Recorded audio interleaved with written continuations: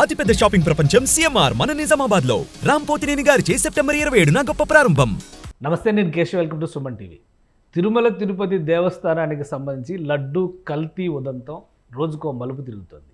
ప్రధానంగా TTD AR dairy supply చేసినటువంటి ఆవు నెయ్యిలో కల్తీ ఉన్న నేపథ్యంలో ఫిర్యాదు కూడా నమోదు చేసింది. ఏపీ గవర్నమెంట్ అపాయింట్ చేసినటువంటి సిట్ ఈ అంశాలన్నిటిపైన కూడా విచారణ జరపబోతుంది. ఇదే సమయంలో రాజకీయంగా రగడ రాజుకుంటోంది. వైఎస్ఆర్సీపీ కూడా ఈ నెల 28వ తేదీన ఆలయాల్లో లడ్డు పవిత్రతకు సంబంధించి ప్రత్యేక పూజలు చేసేందుకు సన్నద్ధమవుతుంది. ఇది ఒకవైపు హిందూ ధర్మవాదులకు, మరొక వైపు వైసీపీ నుంచి వస్తున్నటువంటి ప్రతికూల పరిస్థితులు, ఈ రెండింటి మధ్య కూడా ఒక పోరాట వ్యవహారంగా మారుతుందా? హిందూ ధర్మానికి సంబంధించి కానీ, తిరుమల పవిత్రతకు సంబంధించి కానీ ప్రభుత్వంలో ఉన్నటువంటి వారు చేస్తున్న వ్యాఖ్యల పట్ల హిందూ సమాజం ఏ విధంగా రియాక్ట్ అవుతుంది? ఈ అంశాలను విశ్లేషించేటువంటి ప్రయత్నం చేద్దాం. మనతో పాటు ఆధ్యాత్మికవేత్త బమిడిపాటి రవికృష్ణ శర్మ గారు ఉన్నారు. రవికృష్ణ శర్మ గారు నమస్కారం. నమస్కారం.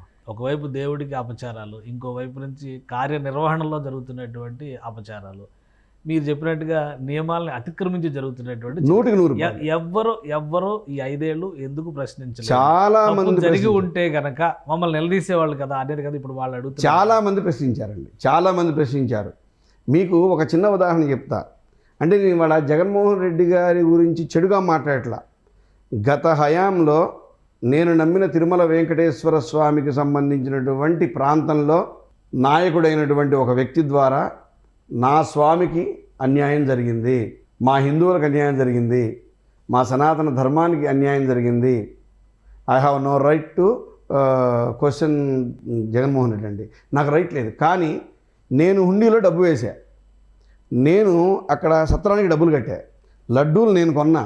భక్తుడిగా నేను భక్తితో సమర్పించిన కానుకలు చాలా ఉన్నాయి వెంకటేశ్వర స్వామికి. నేను చెప్పుకోకూడదు, స్వామి నన్ను శిక్షిస్తాడు. కానీ అవి పక్కదారి పెట్టిపోయాయి. నేను ఇచ్చిన డబ్బు పక్కదా. ఇప్పుడు నేను మీకు ఇచ్చానండి, ఒక 100 రూపాయలు ఇచ్చాను, అయ్యా పెట్టుకోండి అని. మీరు ఇంటికి పిల్లలకి చాక్లెట్లు బిస్కెట్లు తీసుకెళ్తే మహదానంద పడిపోతా. మీరు డైరెక్ట్గా బార్ షాప్ దగ్గరికి వెళ్ళారనుకోండి, నేను బాధపడినా, అయ్యో ఆయన గారికి నేను ఇచ్చానే 100 రూపాయలకి. అంటే తాగడం ఒక తప్పు అయితే ఆరోగ్యం పాడు చేసుకొని మీ కుటుంబానికి ఇంకో హాని చేశా అంటే తద్వారా నేను తప్పు చేశాను, మీరు కాదు. నా 100 రూపాయలు మీ కుటుంబానికి హాని చేసినాయి. ఇప్పుడు అదే పరిస్థితి ఏర్పడింది. మాలాంటి హిందువులు ఇవాళ బయటకు వచ్చి మాట్లాడడానికి మీకు ఇంకొక ఎగ్జాంపుల్ చెప్తాను. ఇవాళ జగన్మోహన్ రెడ్డి గారికి సంబంధించినటువంటి విషయంలో మీరు ఎవరు ఎదురు తిరగలేదంటారు. సాక్షాత్తు రఘురామకృష్ణరాజు గారండి. అండదండలు ఉన్న వ్యక్తి, ఐశ్వర్యం ఉన్న వ్యక్తి, కార్యకర్తలు ఉన్న వ్యక్తి, ప్రభుత్వ అండదండలు, సెంట్రల్లో మోకాళ్ళు ఎరగొట్టించారండి. నడవలేని పరిస్థితుల్లో కొట్టారు. ఎస్పీ దగ్గర నుంచి, ఏసీపీ దగ్గర నుంచి, డీసీపీ దగ్గర నుంచి ఇన్నాళ్ళై లాఠీలతో కొట్టారంటే సామాన్య ఒక భక్తుడు, అంటే అదొక రాజకీయపరమైనటువంటి అనుకుంటే ఏం లేదండి. ఇక్కడ మీకు ఆలయ సంప్రదాయాలకు సంబంధించినటువంటి వ్యవహారం. మీకు ఒకటండి, రావణాసుడి గురించి మీకు ఒక చిన్న ఉదాహరణ చెప్తా. ఆయనకి ఇంద్రుడైనా ఒకటే, తపస్సు చేసుకుంటూ ప్రశాంతంగా కూర్చున్న మహర్షి అయినా ఒకటే. వాళ్ళకి తరతమ్య భేదాలు ఉండవు. ఇంద్రుడు అంటే పోనీ అపోజిట్ కాబట్టి, శత్రువు కాబట్టి, ఇంద్రపద ఆక్రమిస్తున్నాడు కాబట్టి వాడి మీద దండెత్తాడంటే అర్థం ఉంది. మహర్షులు ఏం చేశారు, ముళ్ళు ఏం చేశారు, సీతాదేవి ఏం చేసింది, ఎందుకు వచ్చి మీద పడ్డాడు? ఇప్పుడు ప్రభుత్వం తీసుకునేటువంటి నిర్ణయాలు, ఆలయంలో ఈవో గారు అలాగే ప్రధాన అర్చకులు కూడా వెళ్ళి ప్రభుత్వానికి నివేదిక ఇచ్చారు. ఆ తర్వాత సంప్రోక్షణ చేశారు, శాంతి యజ్ఞం చేశారు. ఇవన్నీ జరిగిన తర్వాత పరిహారం పూర్తయినట్టేనా? సంప్రోక్షణ పూర్తిగా అవ్వలేదు. మరి కోయిల ఆళ్వారు తిరుమంజనం చేస్తానికి రెడీ అవుతుంటే ప్రధాన అర్చకులు అడ్డుకున్నారని భూమన కరుణాకర్ రెడ్డి గారు చెప్పారు. ఆయన ఇప్పుడు కోనేరులో మునిగి మరీ ప్రమాణం చేశారు, ఏ తప్పు జరగలేదు, ఏ అపచారం లేదు. మా చిన్నప్పుడు అంటే నేను ఇవాళ గురుస్థానంలో ఉన్నా, ఇవాళ నేను అబద్ధం ఆడి చంపలేసుకునే పరిస్థితిలో లేను. మా చిన్నప్పుడు ఒట్టని వెంటనే ఒట్టు మీద గట్టని, గట్టు మీద ఒట్టు, ఒట్టు మీద గట్టు ఒకటి చెప్పేవాళ్ళం. అప్పటికప్పుడే ఒట్టు అనేవాళ్ళం, అరే ఒట్టురా అనేవాళ్ళం స్నేహితుడితో. వెంటనే ఒట్టు తీసి గట్టు మీద పెడుతున్నా లేరో వచ్చేసేయాలి. అంటే భగవంతుడు సొమ్ము కొట్టేసిన వాడికి ఒట్టు మీద, ప్రమాణాల మీద నమ్మకం ఉంటుందా? వాడు నమ్ముతాడా? సాక్షాత్ తిరుమల వెంకటేశ్వర స్వామి దగ్గరే అపచారం చేసి కొట్టేశారండి వాళ్ళు డబ్బులు. కొట్టేయలేదు అని ఈ దీపం ఆర్పడం, కోనేరులో స్నానాలు చేయడం కాదు, పిల్లల మీద, మనవాళ్ళు ఉన్నారనుకోండి, వాళ్ళ నెత్తి మీద చేయబెట్టి చెప్పమనండి. దేవుడి మీద వద్దు నాకు, వాళ్ళ పిల్లల మీద. దేవుడు అందరూ నమ్ముతున్న దేవుడి మీద వద్దండి మాకు. వాళ్ళు దేవుడి మీద వేసినా కానీ మాకు నమ్మకం లేదు, మేము నమ్మం. ఎందుకు అంటే దేవుడిని నమ్మేవాడైతే దేవుడి సొమ్ము ఎందుకు కొట్టేస్తాడు? ఇప్పుడు దేవుడి దగ్గర దీపం ఆర్పడం వాళ్ళకి పెద్ద పనేం కాదు, వాళ్ళకి పెద్ద పనేం కాదు. ఎందుకంటే వెంకటేశ్వర స్వామి అంటేనే భయం లేదు వాళ్ళకి. దీపం అంటే భయం ఎక్కడ ఉంటుంది? కొన్ని కోట్ల దీపాలు ఆర్పేశారు 5 సంవత్సరాల్లో. ఎంతమంది అమ్మాయిలు కిడ్నాప్ చేశారని పవన్ కళ్యాణ్ గారు చెప్తూ ఉంటారు. కనపడకుండా పోయారు, హత్యలు చేశారు, సొంత బాబాయిని చంపించారండి, సొంత బాబాయిని చంపించారు.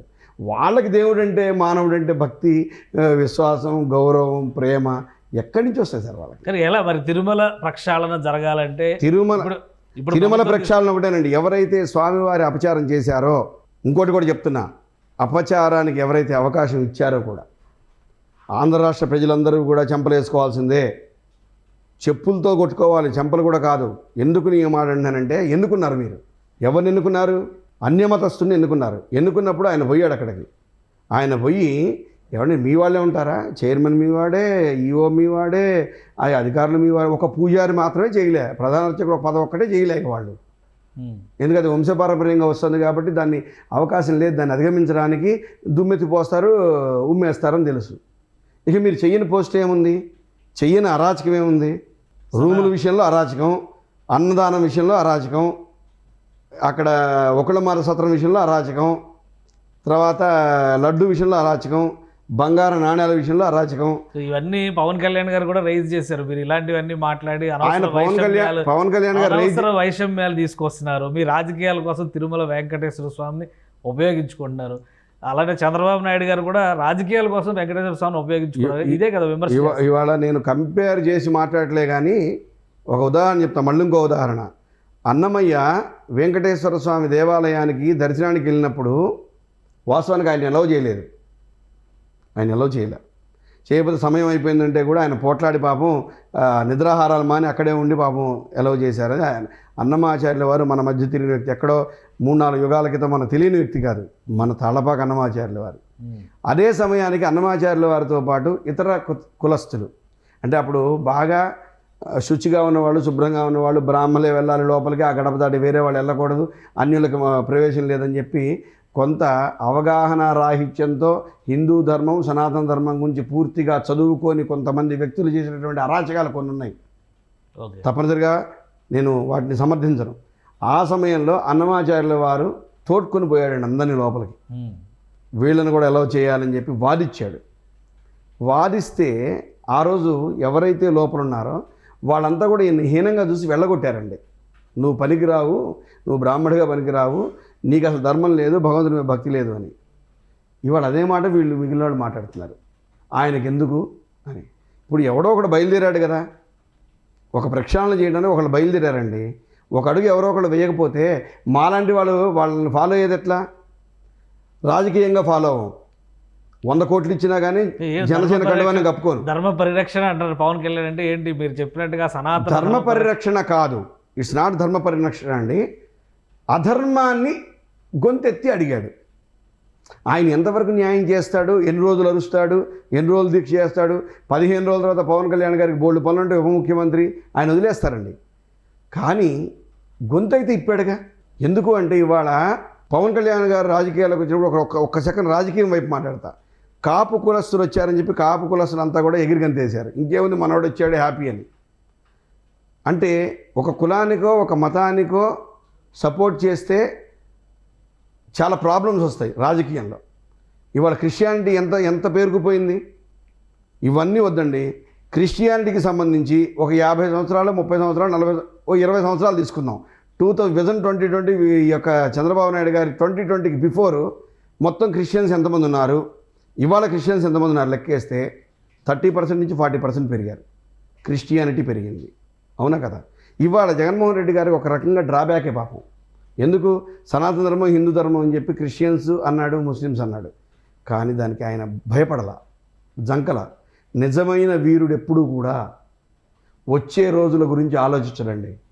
నేను నిన్న ఒక టీవీలో చెప్పాను, సాక్షాత్తు ఇవాళ అధర్మం మీద ధర్మదండం పట్టుకొని బయలుదేరినటువంటి ఏకైక వ్యక్తి రాజకీయాల్లో మాత్రం, స్వామీజీల గురించి మాట్లా, ఏకైక వ్యక్తి సాక్షాత్తు పరశురామ స్వరూపం పవన్ కళ్యాణ్ గారండి. ఆయన రెచ్చగొడుతున్నారు, ఇతర మతాలు చీలికలు తీసుకొస్తున్నారు జనం మధ్యలో. ధర్మరక్షణ బోర్డు అనేటువంటి నినాదమే తప్పు, ఇవన్నీ కూడా రెచ్చగొట్టే నా చర్యలు. మాట అండి, ఆయన గనక ప్రతిపక్షంలో ఉండి చీలికలు తెస్తున్నాడంటే కనుక 100% నేను కూడా మీతో ఏకీభవిస్తా. ఆయన పొజిషన్లో ఉన్నాడండి. ఇప్పుడు పొజిషన్లో ఉన్నవాడు హిందూ ముస్లిం గొడవలు పెట్టడం, క్రిస్టియన్ హిందూ గొడవలు పెట్టడం చేస్తాడా? పొజిషన్లో ఉన్న వాళ్ళు చేస్తారా? జస్ట్ నేను మిమ్మల్ని అడుగుతున్నా క్వశ్చన్. ఇప్పుడు నేను యాంకరు, మీరు సమాధానం చెప్పండి. చేస్తారా? పొజిషన్లో ఉన్న వాళ్ళు చేస్తారా? అవును. అపోజిషన్ వాళ్ళు చేస్తారు. ఎందుకు? గవర్నమెంట్ కూల్చడానికో, గవర్నమెంట్కి సంబంధించినటువంటి ఇక్కడి నుంచి సెంట్రల్కి రిపోర్ట్ వెళ్ళి ఇక్కడ గొడవలు అవుతున్నాయి, కొట్లాడలు అవుతున్నాయి, అసలు ప్రభుత్వం బాగాలేదు, పరిపాలన బాగాలేదని చూపించడానికి బస్సులు తగలబెట్టడం, కార్లు తగలబెట్టడం మనం చూసాం. ఎన్నో చూసాం మనం. నా చిన్నప్పటి నుంచి నేను కూడా చూసా. ఇవాళ పొజిషన్లో ఉండి ఎందుకు చేస్తాడు ఆ పని? పొజిషన్లో ఉండి చేయడు. వాస్తవంగా పవన్ కళ్యాణ్ గారు ఒక రకమైనటువంటి స్వభావం కలిగిన వ్యక్తి అండి. ఇవాళ ఆయన చంద్రబాబు నాయుడుతోనో బీజేపీతో కలిసి ఉన్నారని చెప్పినంత మాత్రాన అటు మోడీ గారు చెప్తేనో ఇటు చంద్రబాబు నాయుడు గారు చెప్తేనో చెప్పిందల్లా చేయడానికి ఆయన మిగిలిన వాళ్ళ కాదు. చెప్పంగానే పార్టీతో సహా విలీనం చేయడానికి చిరంజీవి గారు అంతకంటే కాదు.